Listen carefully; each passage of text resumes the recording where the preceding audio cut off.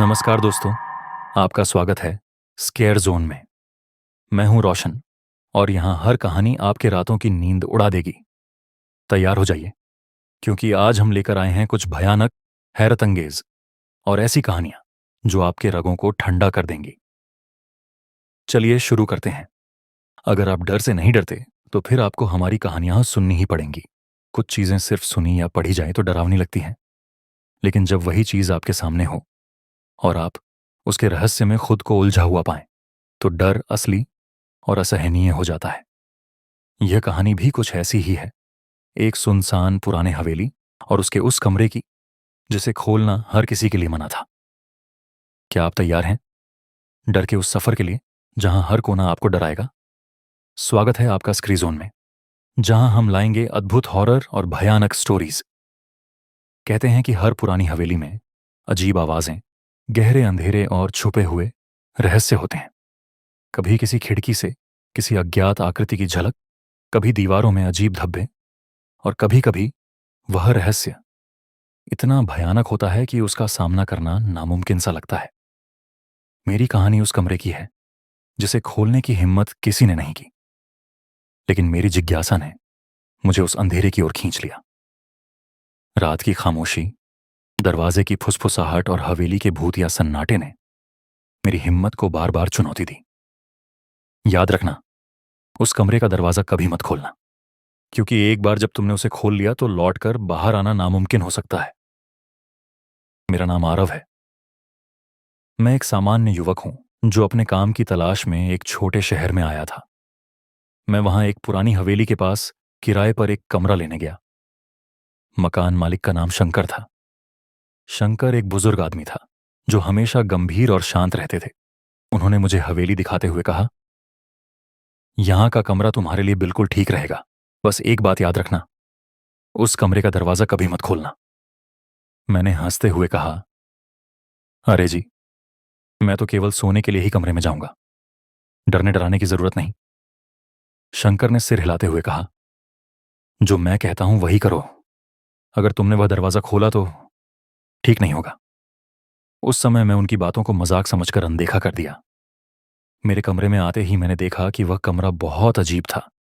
कमरे के एक कोने में एक पुराना भारी लकड़ी का दरवाजा था। दरवाजा इतना मोटा था कि लगता था कि सालों से कोई इसे खोलने की हिम्मत नहीं कर पाया। शुरुआत में मैंने सोचा, वाह, यह तो सिर्फ एक पुरानी चीज है।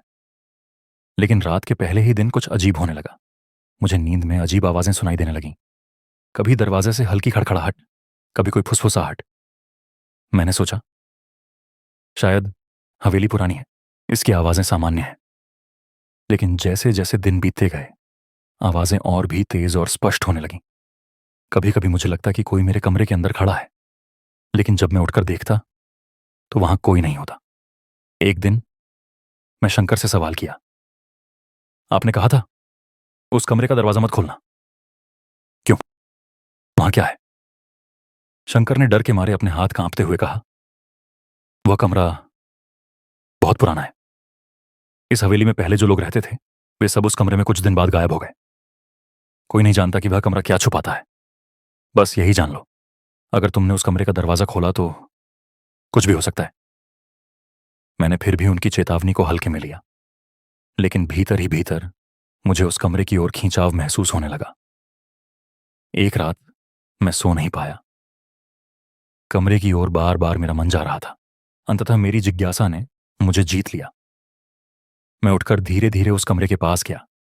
हवा में अजीब ठंडक थी, जैसे हर सांस के साथ मेरा शरीर जम रहा हो। मैंने धीरे धीरे दरवाजा खोला। दरवाजा खोलते ही एक सर्द हवा का झोंका मेरे चेहरे पर लगा। कमरे के अंदर अंधेरा था, लेकिन कुछ अजीब आकृतियां मुझे दिख रही थी। दीवारों पर खून के धब्बे और पुराने जले हुए चित्र। और फिर मैंने महसूस किया कि कोई मुझे देख रहा है। जैसे ही मैंने कदम बढ़ाया, कमरे के कोने से एक धीमी भयंकर आवाज आई, तुमने मुझे बुलाया है। मैं डर के मारे ठिठक गया। अंधेरे में एक आकृति मेरे सामने उभर आई। वह इंसान जैसी थी, लेकिन उसके चेहरे पर कोई आंख नहीं थी, सिर्फ खाली गड्ढे। उसकी आवाज मेरे कानों में गूंज रही थी। मैं दौड़कर बाहर भागा, शंकर के पास गया और चीखते हुए कहा, वह कमरा, अंदर कुछ है, शंकर ने गंभीरता से कहा। मैंने तुम्हें क्यों चेतावनी दी थी? अब वह तुम्हारे पीछे है। हवेली के सारे रहस्य उस कमरे में बंद हैं। अगर तुमने दरवाजा खोला तो अब तुम सुरक्षित नहीं हो। उस रात से मुझे एहसास हुआ कि कोई या कुछ मुझे लगातार देख रहा है, कभी दर्पण में, कभी खिड़की के शीशे में। आवाजें अब मुझे सोने नहीं देती थीं। कभी कभी मेरे कमरे का दरवाजा अपने आप खुल जाता और बंद हो जाता। मैं सोचने लगा कि यह हवेली खुद जिंदा है।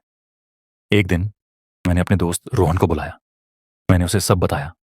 उसने कहा, चलो उस कमरे में जाकर देखते हैं कि सच में क्या है। लेकिन जैसे ही हम कमरे के पास पहुंचे, दरवाजा अपने आप खुल गया और हमने देखा कमरे के अंदर एक और दरवाजा था, बहुत छोटा, डरावना और काले रंग का। दरवाजे के पार एक अजीब रोशनी झलक रही थी। रोहन ने कहा, आरव, ये दरवाजा मत खोलना। लेकिन मेरी जिज्ञासा अब नियंत्रण से बाहर थी। मैंने धीरे धीरे दरवाजा खोला। दरवाजा खुलते ही कमरे के अंदर एक अजीब दुनिया नजर आई। वहां पुरानी आत्माएं, अजीब आकृतियां और भयंकर चीखें।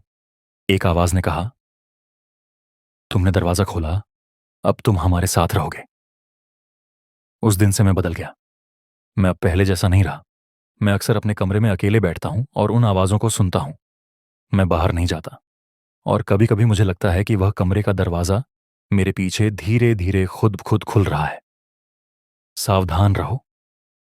अगर तुम किसी पुराने घर में कोई बंद दरवाजा देखो तो मेरी कहानी याद रखना। उस कमरे का दरवाजा कभी मत खोलना।